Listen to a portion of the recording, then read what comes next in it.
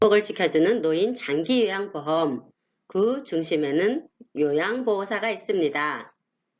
안녕하세요. 이명옥입니다. 이 시간에는 화상 및 화재에 대한 대처 방법에 대해 공부해 보도록 하겠습니다. 화상은 불이나 뜨거운 물, 화학약품, 전기에 의한 조직의 손상을 의미합니다. 뜨거운 물이나 음식물에 의한 화상은 자주 일어나는 사고이죠. 또한 화상사고 시 얼굴, 손, 발, 생식기 등의 중요한 부위는 즉각적인 처치를 하지 못하면 상처가 더 깊어지며 장애가 생길 수 있습니다. 또한 뜨거운 증기나 연기에 의한 화상은 상처 부위에서 단백질이나 수분 등의 혈액 성분이 빠져나오기 때문에 깊이도 문제가 되지만 넓은 부분에 화상을 입었을 때 더 위험한 상황에 처하게 됩니다. 화상은 부위와 깊이, 넓이 이 세 가지를 꼭 같이 확인해야 합니다. 화상의 수준은 깊이를 말합니다. 화상의 깊이는 1도, 2도, 3도 화상으로 나누어 볼 수 있습니다. 1도 화상은 피부의 표피층만 손상받은 경우로 피부색이 붉게 되면서 약간의 부종이 있습니다. 대부분 일주일 지나면 흉터 없이 자연 치유됩니다. 2도 화상은 피부의 상피세포층과 진피세포층의 일부까지 손상받은 경우로 크고 작은 수포, 즉 물집이 형성됩니다. 상처는 통증이 심하며 부종이 뚜렷하고 흉터가 남을 수 있습니다. 3도 화상은 비교적 깊이 화상을 입은 경우죠.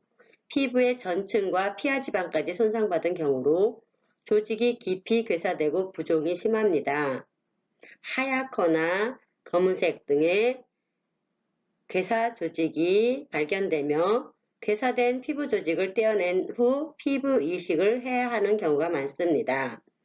시간이 경과됨에 따라 체액 손실이 심하기 때문에 화상 부위가 넓지 않아도 사망률이 높으며 신체적 장애와 변화를 동반할 수 있습니다.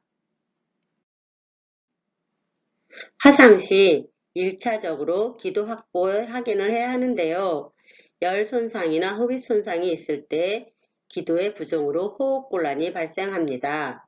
호흡곤란이 있는 경우에는 위험한 상황이기 때문에 119 등을 통하여 병원으로 바로 이송해야 합니다.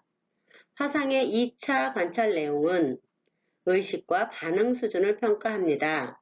의식이 있는지 없는지, 반응을 어느 정도 하는지를 평가하는데요. 그 다음 관찰해야 할 것은 신체의 주요 부위, 즉 얼굴, 손, 발, 관절, 생식기 등을 꼭 확인해야 합니다.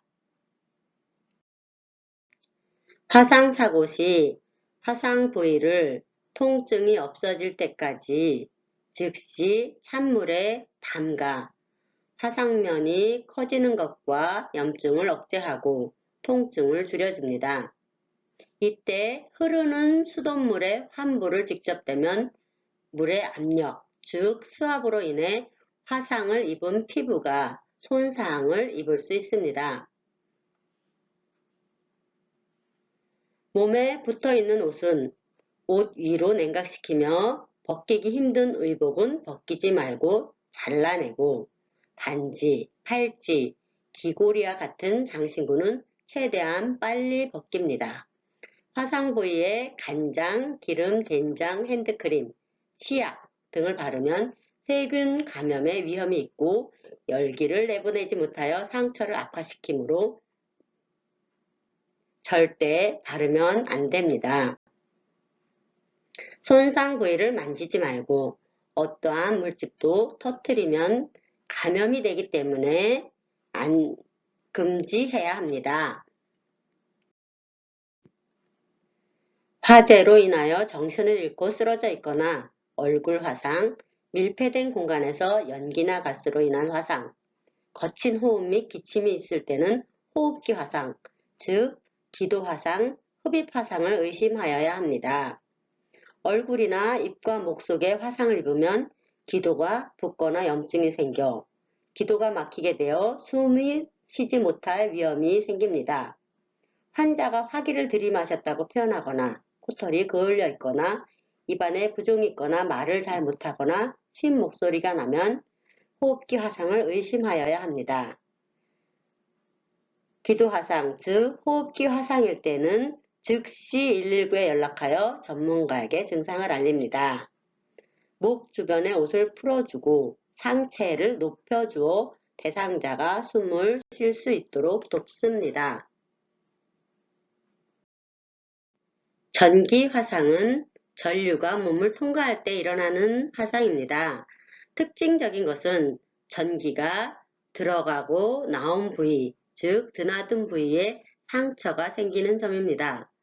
전기 화상은 밖으로 보이는 상처보다 우리 몸 안쪽의 조직, 즉 심장, 간, 폐 등에 심한 손상을 주기 때문에 매우 위험합니다.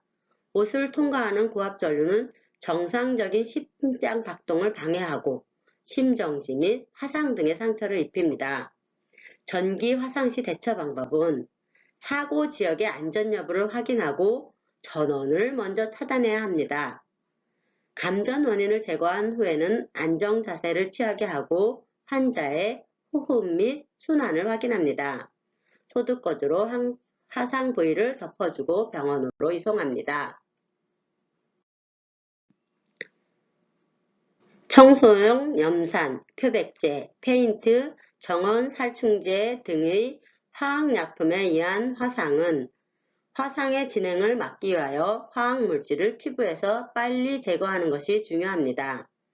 약품이 묻은 옷과 장신구는 제거하고 화상 부위를 이때는 흐르는 찬물에 화학약품을 씻어내야 하기 때문에 흐르는 찬물에 15 내지 30분 정도 통증이 사라질 때까지 씻어낸 후 소독거즈로 화상 부위를 덮어주고 병원으로 이송합니다.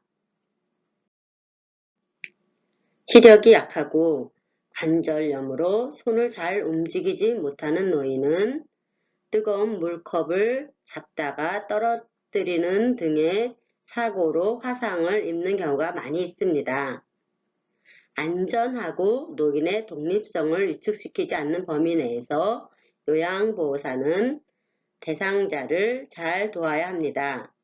또한 플러그, 콘센트, 전선, 화재 위험이 있는 물건들을 관찰하고 미리미리 안전조치를 취합니다.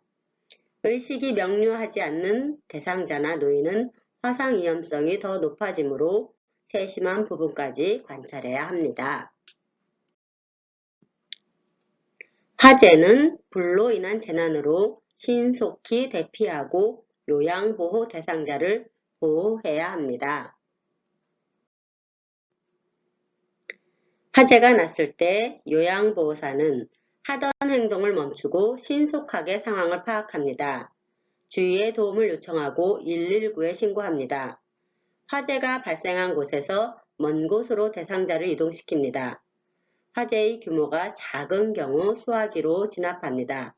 만약에 화재의 규모가 크다면 빨리 대피하는 것이 먼저입니다.